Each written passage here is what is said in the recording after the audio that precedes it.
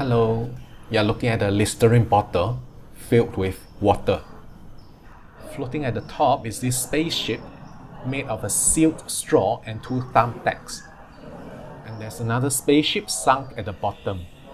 These two spaceships are identical except that the one at the bottom has more water in the straw, which is why it's sunk to the bottom. Here comes Mr. Chua.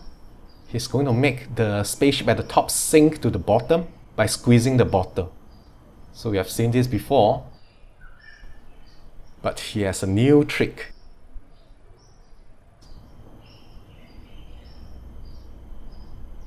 Did you see that?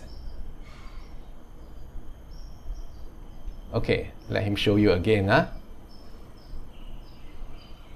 So by squeezing the bottle, he brings the spaceship at the top down to the bottom.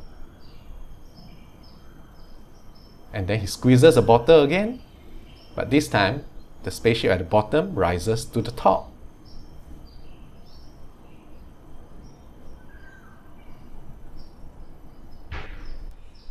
He's going to do the demonstration one more time, but can you explain what's happening?